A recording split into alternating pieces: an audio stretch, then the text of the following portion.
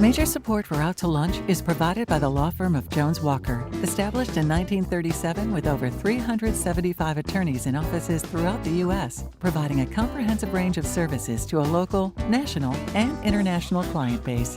JonesWalker.com. And by Hancock Whitney. Hancock Whitney is here for families, here for businesses, here for communities during this challenging time. Visit HancockWhitney.com/COVID-19 for the latest. And by Short & Associates, legal recruiters in Louisiana and Texas. Welcome to this special edition of Out to Lunch, Louisiana. I'm Peter Raschuti in New Orleans. I'm Stephanie Regal in Baton Rouge. I'm Christian Mader in Lafayette. Normally, we're the hosts of Out to Lunch in our respective cities, but during the course of the current public health crisis, we're joining forces from our home studios to bring you a statewide look at what's happening in the world of business and finance. At some point soon, we hope to go back hosting Out to Lunch around the lunch table. But for right now, Commander's Palace in New Orleans is closed, but you can have a wide range of ready-to-cook items shipped from Commander's Kitchen to yours, anywhere, nationwide. Information is at goldbelly.com. In Lafayette, our regular Out to Lunch restaurant, the French Press, is doing curbside takeout. You can get their regular menu items or a family dinner delivered through Waiter or Grubhub and directly from the restaurant, 337-233-9449. In Baton Rouge, our Out to Lunch restaurant Mansers on the Boulevard is open for pickup and delivery. You can order almost everything off their regular menu by calling 225-923-3366. For the past 2 months on Out to Lunch, Louisiana, we focused exclusively on the impact of COVID-19 on the local and state economy. We've looked at education, tourism, the Federal Reserve, the oil and gas industry, the stock market, and much, much more. We'll go back to these issues and continue following the economic impact of the pandemic as it continues to evolve. But on today's Out to Lunch, we're taking a break from all that. As we look toward returning to some sort of normalcy, it's good to remind ourselves that there's life beyond the virus. Today, we're going to meet 3 people whose lives and businesses are refreshingly unrelated to the current crisis. Matthew Armstrong is the co-founder of Block Lawn Care. It's a tech-based approach to cutting grass, sort of like Uber for yard work. Mary Margaret Camello was a Roman Catholic nun for 45 years before leaving the convent to become a transpersonal counselor and spiritual guide. Before we talk to Mary Margaret and Matthew, let me introduce you to a person who has the kind of job everybody wants. Drew Cambre is a professional coffee taster. Yes, you did hear that correctly. Drew Cambre is a professional coffee taster. Technically, Drew is coffee quality manager at the Dupuis Group, a global logistics company headquartered in New Orleans. Drew, welcome to Out to Lunch, Louisiana. Thank you for having me. Drew, this coffee tasting career of yours is not as crazy as it sounds.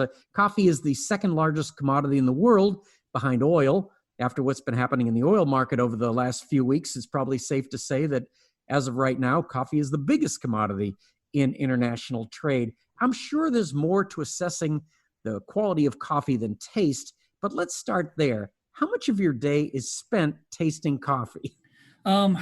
Well, I mean, obviously, besides my normal cup of coffee every single morning, I would say I spend about half of my day going through the tasting process. You don't just normally sip a coffee. You have to actually write notes and do some research and make sure that you're looking exactly for what the customer is looking for, and that way you can communicate with them properly.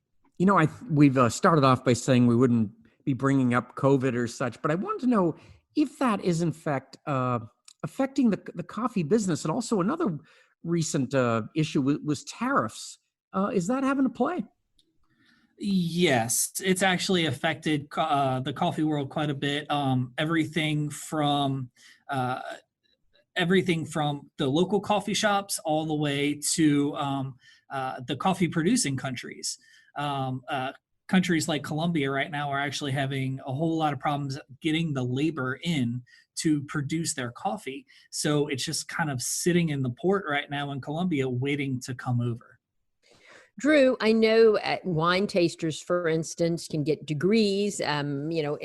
what do you have to do to become a professional coffee taster? I mean, is there a certification process? Did you go to school for this, or did you just fall into a really fun job? A little bit of both, to be honest.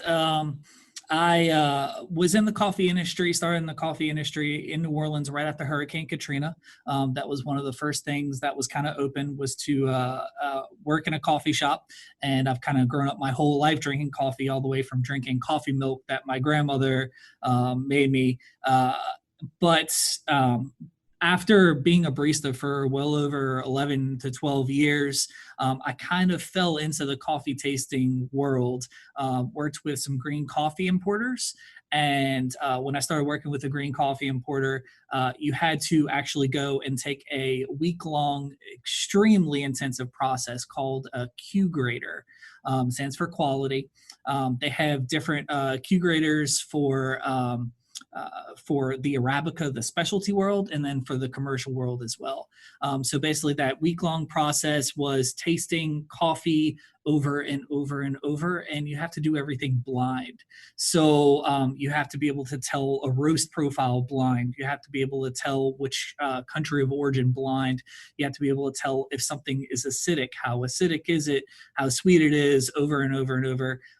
At the end of that week, my palate was completely and totally burnt. It was raw as could be. I couldn't taste a single thing. It was atrocious, but it was absolutely awesome. So something I'm sort of curious about, right, is that you start talking about, cupping, right? Like the process of tasting and understanding the fineries of a particular bean and how earthy it is. And like, it does start to resemble wine tasting in the level of subtlety that they look for. But then I start thinking about, like, this is Louisiana, which is famous for cafe au lait, right? Like you're going to take this fine, fragile artisan bean, and then you're going to dump 80% of the cup's worth of milk in it. So, I mean, have Louisianans' tastes changed that much to the extent that, like, we actually can appreciate the finer things in coffee? Generally, you're not seeing a whole big change in Louisianians' coffee's perception and their likes and dislikes. You still have the powerhouses. You still have like Community Coffee, River Oak Coffee. You still have people that are going to drink chicory every single day. But you are seeing a very, very strong younger millennial Gen Z, or whatever you're calling them these days, which are going towards the third wave coffee shops. When I started off as a barista about 10 years ago, it was basically your coffee shop chains. And if you try to do anything outside of that box, you really didn't work out. We were doing some really insane, fun, awesome third wave stuff about 8-9 years ago, and we just weren't quite ready for it. But nowadays you can go anywhere in New Orleans and Lafayette and Baton Rouge and see some absolutely phenomenal coffee shops. Drew, you're so calm. I assume you're actually on the decaf side of the equation. you mentioned the first, second, and third wave of coffee. I mean, the coffee I started out with, this isn't quite as true in Louisiana, but it was pretty lousy. How did this all come together? It was, and the first and second and third wave of coffee is just kind of a terminology that we throw on it. First wave of coffee was your standard coffee shop. One that I kind of grew up going to was called the Coffee Bean over in Fat City. And basically it was just coffee with surly baristas and maybe a stale croissant. And a lot of the poetry houses and stuff, it was basically just pot coffee, and you just went in and you had coffee. The second wave was brought to you by Starbucks, and that brought gourmet coffee to a wider mass of people. That said, you can have your coffee, vanilla, half soy, half calf, 14.5 Splendas. You can have it however you want. And being in the coffee world, I really do appreciate what Starbucks brought to it. They basically made me have a job and able to, feed my family.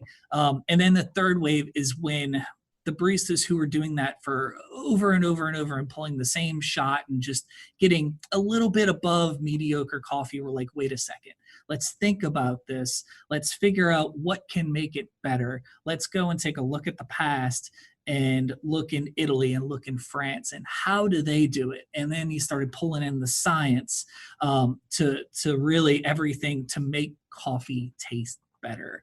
And now you're actually seeing kind of a fourth wave of coffee, which is getting more of a direct trade, meeting the farmers, going over to Africa, going to Central and South America, meeting those people, hand picking beans yourself and teaching them how to make their coffee better before it even gets to you.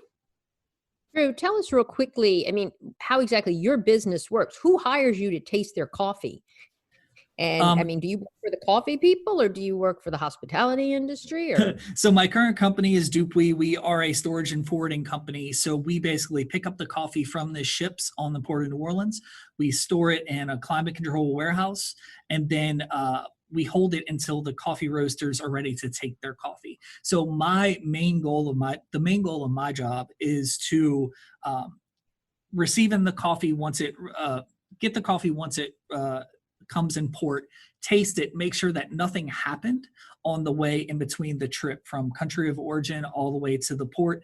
All kind of crazy things can happen. The coffee can get infested with bugs. It can get mold damage, mildew damage. It can get salty, all kind of craziness going on. So I basically just make sure that when that coffee arrives, it's exactly as the customer wants. And that's kind of the main component of my job.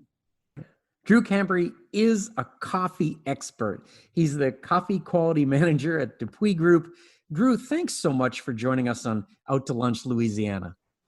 Thank you for having me. It's been a pleasure, and it's really good to talk about my job and this awesome coffee culture in New Orleans, which is so vast and so vibrant. And it's really good to talk about it instead of coronavirus and COVID-19. It's great, and I just absolutely love teaching people about coffee. you're listening to a special edition of Out to Lunch Louisiana with Peter Raschuti in New Orleans, Christian Mader in Lafayette, and I'm Stephanie Regal in Baton Rouge. Whenever somebody has a brilliant new idea for a business that's going to make everybody rich, they pitch it as a version of another brilliant idea that is supposed to make everybody rich, like Uber, say. But the fact is that even before this economic downturn, Uber was losing billions of dollars a year. But that doesn't stop entrepreneurs from coming up with concepts based on Uber's gig economy model. There's Hamper, an app that's the Uber of laundry. Bambino is the Uber of babysitting.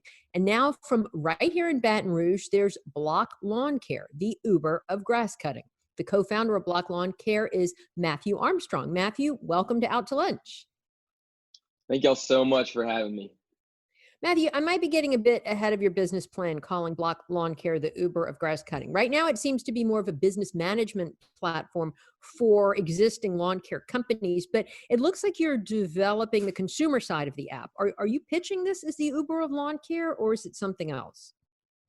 Yeah, thanks for asking. We very much started off as the Uber of lawn care. We launched the company at the beginning of 2019 and quickly got thousands of registered users from all over the country. But we had a controlled beta program here in Baton Rouge. That's where we launched it.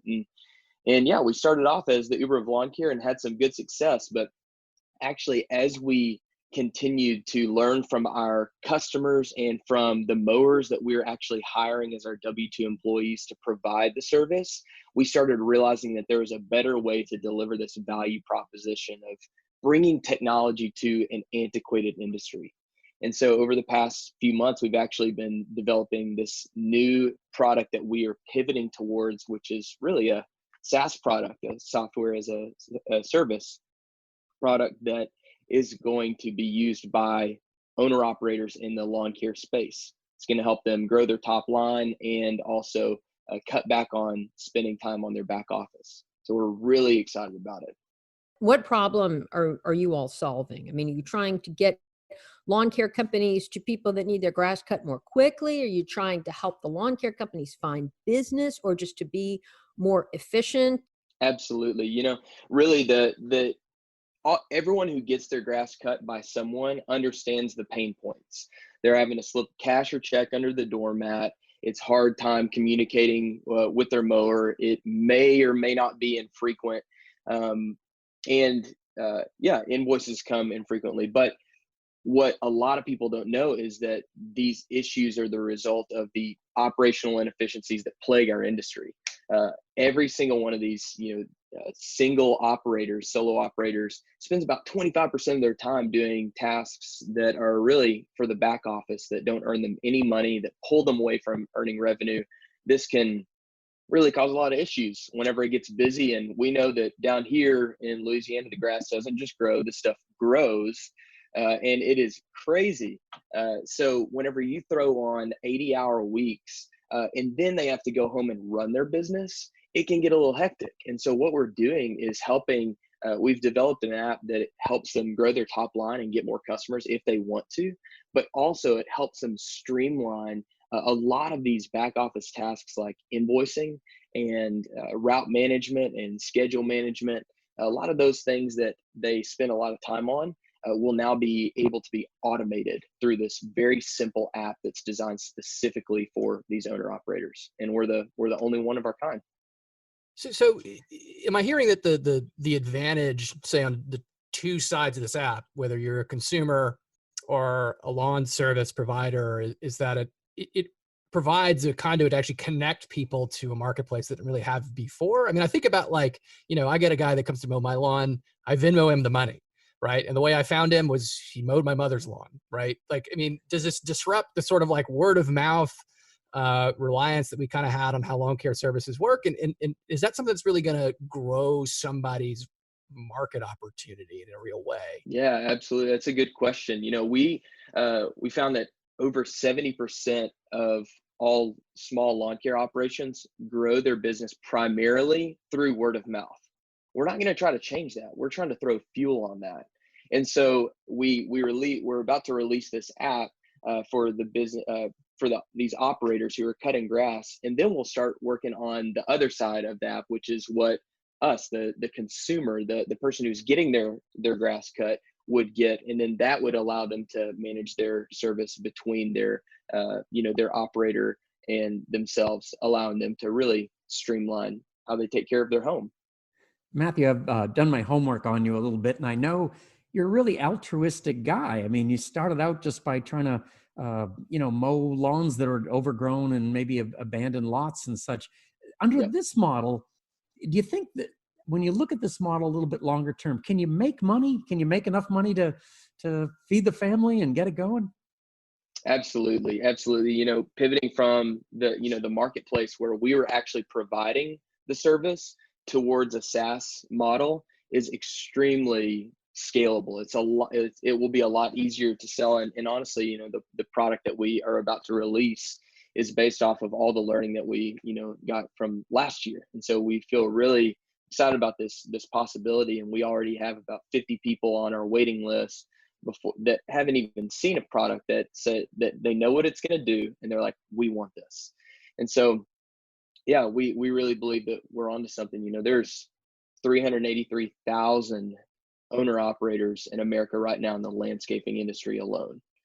We're eventually going after the millions of owner operators that are in other home service industries like plumbing and electrical and general handyman services and housekeeping. It really is a huge opportunity because we've tailored it specifically to those individuals. And Matthew, we have to be honest with people. You weren't just a guy mowing lawns. You're an MBA from LSU, right? Yes, I am. Did my undergrad at Baylor and got my MBA at LSU. Loved it. And whenever I'm originally from Texas, but whenever I moved here and everyone kept giving me mess that I wasn't a real LSU fan, had to put them to shame. Had to tell them how it is when got my MBA. Matthew, who developed your software? I mean, you have a team, or have y'all hired out to do this? You piggyback on an existing product that you've then tailored for Black Lawn Care? Yeah, we actually used a dev shop here in Baton Rouge called Elevator 3, and they helped us get our first set of apps up and running, which is what everyone in Baton Rouge that's one of our paying customers, that's what they have interacted with. But since then, we actually brought on our own full-time developer who has done the development for our for this new SaaS product. So Matthew, one thing I'm just curious about generally, right, is here in Lafayette, grass cutting is a major pain point for the government, right? And I would imagine that's not unique in Lafayette. I mean, have you thought about what this would look like in terms of trying to connect contractors with institutional sized clients, like a local government or, a property owner who's got, oodles of lawns instead of just the one? Yeah, that's a great opportunity. And, really for us, I think what we're focused on now is providing the tools for them to be able to do that with this app that helps them manage their business. They would be able to go out and more easily manage that type of incoming business. And if they wanted to pursue, city contracts, I know that, there is plenty of work to be done in the form of, overgrown lots and even just, city owned properties that have to be regularly maintained. But yeah, we would be able to, they would be able to do that with this app. Matthew, before we wrap up, we just have a minute, but Drew had a good question he wanted us to ask you. And will the 14-year-olds and 15-year-olds out there that, cut grass on the side on the weekends or in the summers to make money, will they be able to operate on your app? Yeah, and again, with the SaaS product, this would be just like anyone purchasing, software to help them manage their business. And so, especially for a 14-year-old or any type of minor that's going to be cutting grass, even if they had a neighborhood route, they would be able to manage all their invoices and receive payments through this app for work that they completed. So absolutely, right now there's not a lot of options for for those for younger kiddos who are side hustling and making money, and that's how a lot of them get into it. There's not really a good tool for them. And so we're proud that we're going to be the first to be able to offer them this perfectly tailored solution for them. Great story. Matthew Armstrong is the co-founder of Block Lawn Care. Matthew, thanks so much for joining us today on Out to Lunch, Louisiana. Really appreciate it. Thank y'all. You're listening to a special edition of Out to Lunch, Louisiana with Stephanie Riegel in Baton Rouge, Peter Raschuti in New Orleans, and I'm Christian Mader in Lafayette. Whatever you do, however successful you are, it's human nature to want to do better, to have a better job, a better house, a better car. But at the same time, even the materialists among us would probably say we'd like to be better people. To better ourselves in a non-material sense, we might go down one of two often diverging paths, therapy on the one hand, perhaps, or spirituality on the other. Mary Margaret Kamalo doesn't believe you have to make that choice. She is a transpersonal psychotherapist who practices an approach to mental and spiritual health called psychosynthesis. Mary Margaret, welcome to Out to Lunch. Thank you so much. It's my delight to be here. Mary Margaret, we might think of mental health as having, let's say, short-term goals, right? Or at least prescriptive ones, like getting over depression. And spiritual growth as being maybe a lifetime journey. How do you balance those things together in your work? Well, I think the important thing to remember is we really must have a very healthy ego that is going to take us through life. And as we develop a healthy ego, automatically, we begin to reap the benefits of our soul. And when we can start living from a soul level with a healthy ego, then life really becomes much easier and much happier. What does a healthy ego look like? I'm not sure that that's going to be obvious to everyone. Well, the parts of us that can do whatever we need to do in life, the parts of us that can show up for work, the parts of us that can organize a business, the parts of us that can love family. Those parts of us are parts of a healthy ego. So we want to be able to integrate the parts rather than having them operate on their own. And when we can integrate them and bring in spirituality, life really, really becomes a joy. I know this is going to sound like an odd question, but has the pandemic been good for business? I know this. I remember after 9/11, there was, so many people that either returned to church or started going to therapy, trying to rethink their lives. Has that happened? I want to say a resounding yes to that, because people right now want authenticity. They want to be able to be who they really are. They want to be able to come from love and to experience the oneness that we all are. I have 3 ongoing Zoom groups right now that are just highly successful, simply because people are looking for a different path and a deeper path. I think we're tired of that old normal, and we really truly want to create new lives for ourselves. That's what I'm seeing. Mary Margaret, how do you integrate the spiritual side of this? Religion is history. Think about it. Think about the religions that have their history. I don't deal with that at all. I really deal with what is the very best that you can be walking on this earth. What is your soul's bright, shining light that you can bring to others? And when you do that, we really can't ask for anything else. You know, what is the particular love that we have to bring to the world, and what is the particular light that we have to bring to the world? That's really what I focus on. I'm really curious just to kind of hear how this works in practice. I mean, I have family that do social work, right? And this stuff can feel very, very detailed, and it's sort of like personal histories, those kinds of things. I mean, I'm thinking about my mother-in-law's got a refrigerator magnet that says, "My therapist told me it's all your fault," right? Like that there's this kind of idea that we have on how therapy ought to work. But I'm curious how therapy works in your world, kind of in a practical terms. Like, walk me through a session a little bit. So when someone comes in with a particular issue, that issue that they come in with is generally not the issue. There's something underlying that. And what's underlying that is the patterns that we have brought from childhood. We learn to live out of these patterns to survive. They're not good or bad or right or wrong. They're simply our survival mechanism. So how can we look at the original pattern that was built long ago to help us to survive? And how can we heal that part of us so that we no longer have to repeat that particular pattern? And when we do that, automatically the soul's energies begin to come in.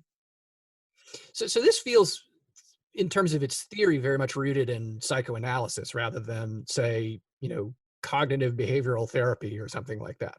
No, what I do is depth psychotherapy, depth psychotherapy.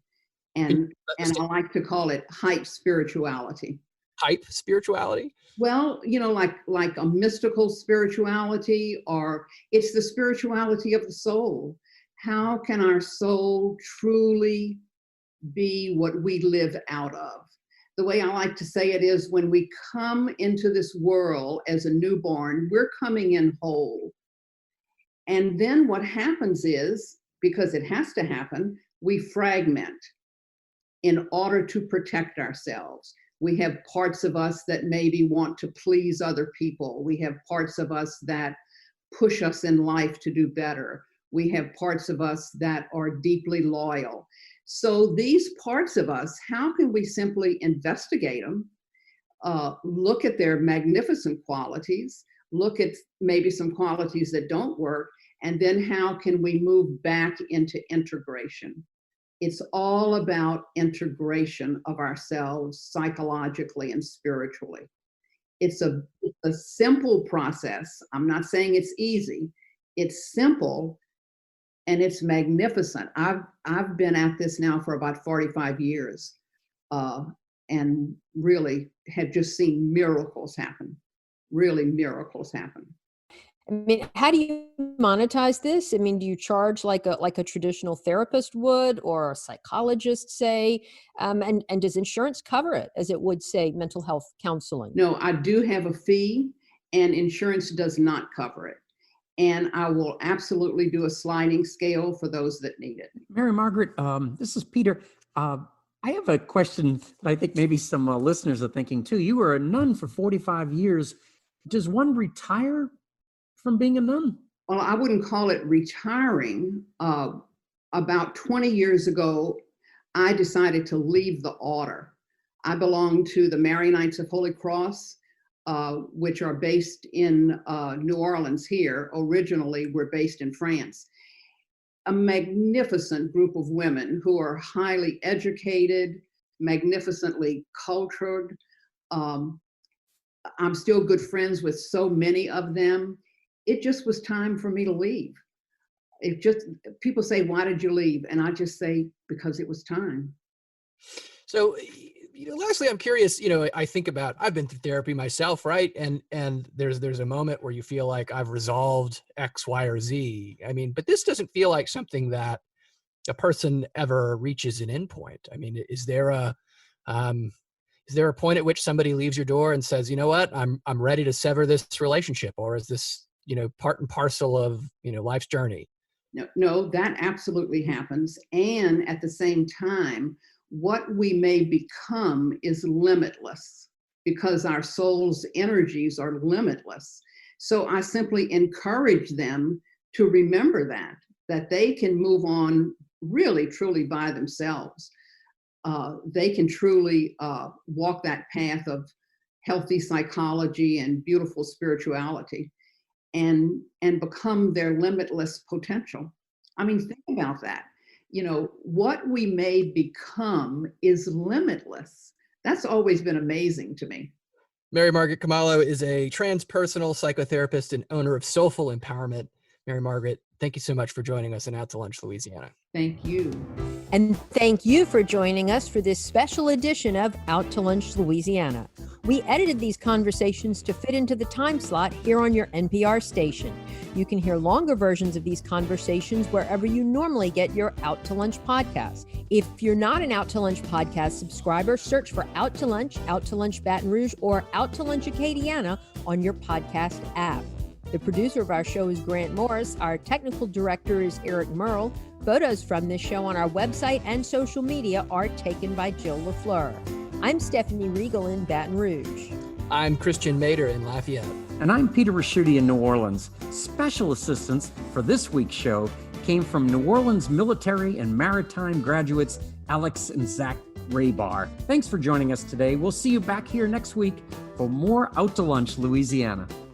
Major support for Out to Lunch is provided by the law firm of Jones Walker, established in 1937 with over 375 attorneys in offices throughout the U.S., providing a comprehensive range of services to a local, national, and international client base. JonesWalker.com. And by Hancock Whitney. Hancock Whitney is here for families, here for businesses, here for communities during this challenging time. Visit HancockWhitney.com/COVID-19 for the latest. And by Short & Associates, legal recruiters in Louisiana and Texas. Mitchell Foreman wrote and performs all the music on Out to Lunch. You can hear Mitchell's music anywhere great jazz is sold or streamed, and at MitchellForeman.com.